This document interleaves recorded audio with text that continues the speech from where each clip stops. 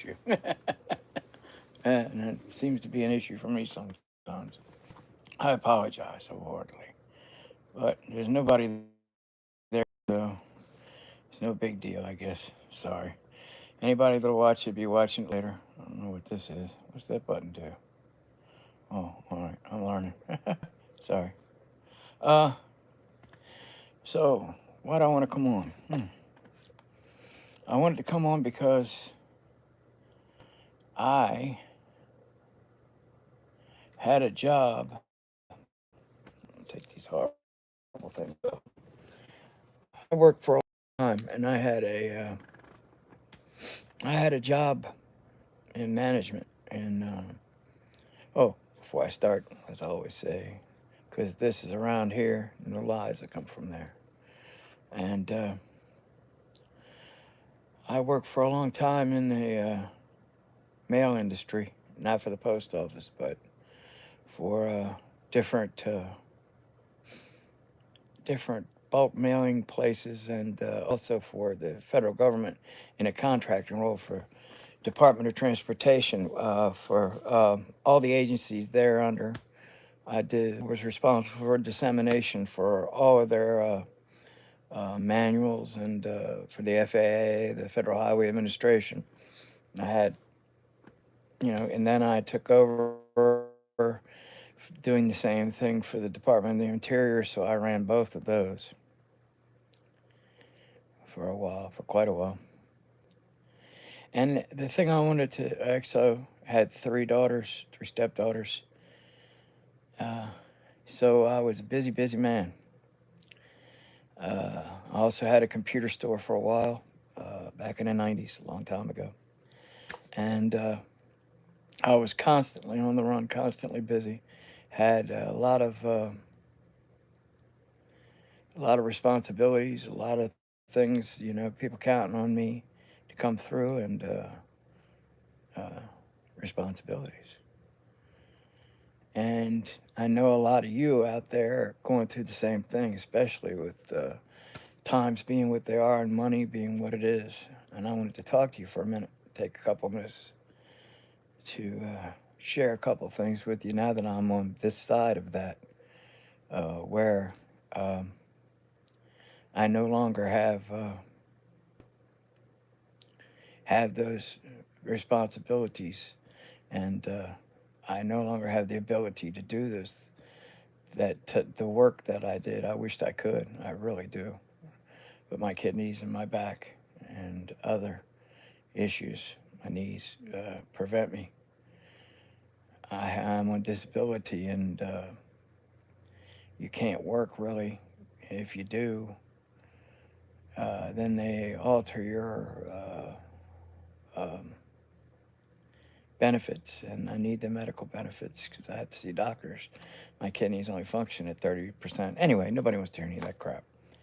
Um, the reason I wanted to talk about this with you guys, especially younger people, is they got you on a treadmill, right? And actually, it's like a hamster wheel, and just running and running and running and running and running, and trying to get to the next step on the rung, or the next step on the ladder, or whatever it is you're trying to do. Trying to do in your life whatever goal you're trying to accomplish is. And I'm going to tell you something from outside of that wheel, and that's this: keep your soul intact, and don't sell yourself out, because they will try to buy you out. Sorry, I'm trying to fix the lights. It's better. They will try to come aboard, be a team member, join the management. I'm going to tell you a story. I my drug of choice when I was young, when I was working too, was whatever was there. I when I was responsible for the kids, I didn't do like cocaine, things like that, nothing illegal. But most anything else, you know, as long as it helped me get through what I needed to do, and alcohol played a big part in that. So when they would ask me to, say, reprimand somebody that worked for me that was doing the same thing, I had to bite that bullet because those kids needed to eat. And I had to be a hypocrite. And now those things haunt me. I don't regret them, but they haunt me. I done things I didn't want to do, said things I didn't want to say. Don't do that to yourself. Worse than that, if something they're asking you to do goes against your morals or your beliefs, that's where they get you. That's when they get you. You're hooked. You got responsibilities now. You can't just walk out. So I'm trying to warn you. You can put yourself in a place where it's either you do what they tell you or the kids don't eat. You do what they tell you or you don't have the money for the heat bill. Power gets cut off.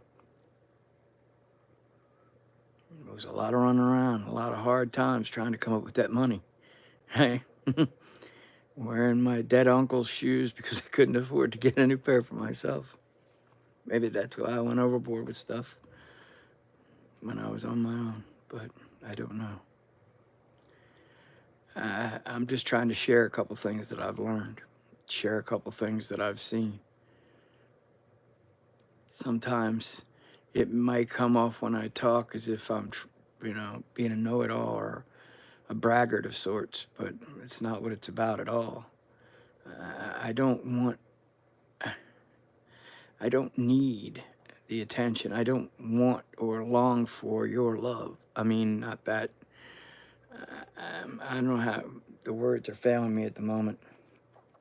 I think that's why I never, I always used to say the reason why I stopped playing music and being in bands was I had seen people.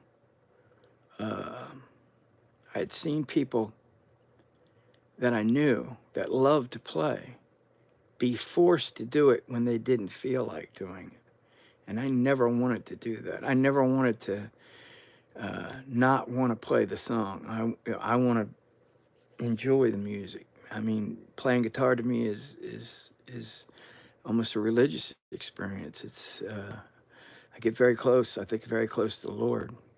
It's very spiritual, and it's a way for me to express my love for Him now. Before it was something else, but now it's definitely a way for me to express my love for Him and a way to praise Him. So that's why I do it now. But I never wanted to have to do it. You got to pay the bills. Go play that song or play that song again. Think about that, right? I had never really thought about this till more recently, but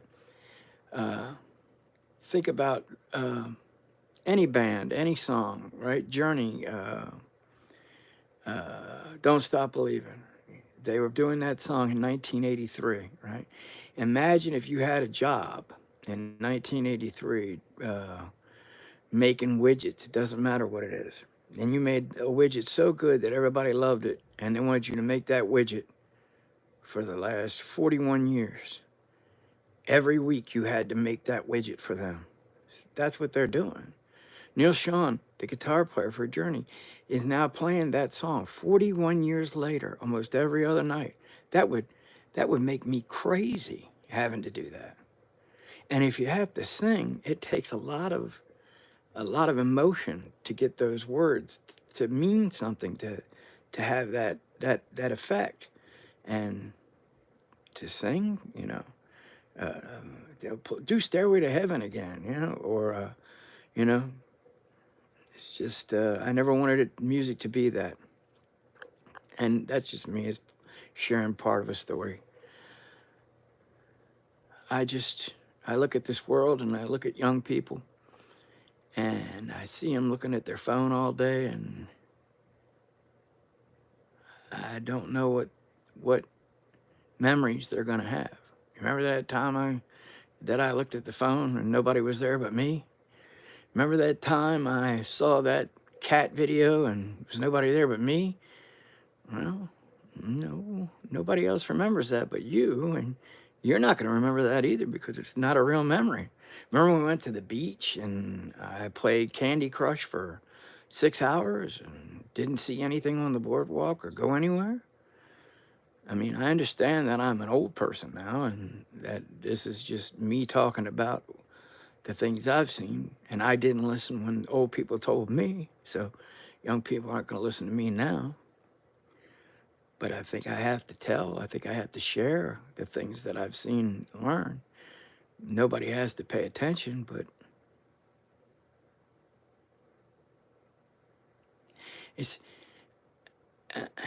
after 40 years of drinking and doing drugs every day, it's a very odd place to be because it seems like I just woke up. Like I'm 16 and I just woke up and where is everybody? Where's everybody gone? And I don't know, it's a really weird place. Just want to, today was an interesting day. Not a really good day. Bad things this morning, which I won't go into because it concerns other people. And I don't share information that concerns other people. But I saw this interesting documentary on Netflix. It just came on there called Buy Now, I think it's called.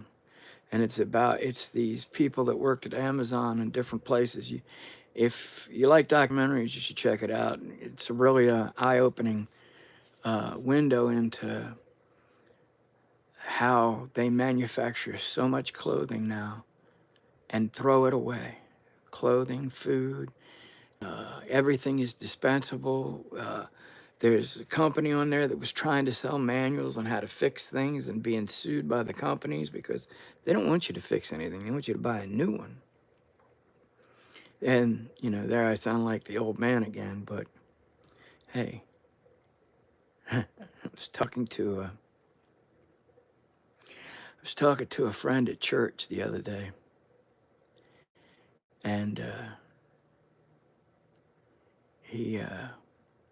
I said to him, I said, remember when we were young, there were grown-ups, there were adults, There were people who had on, leather shoes, and there were people who had on suits. There were adults, there were grown-ups.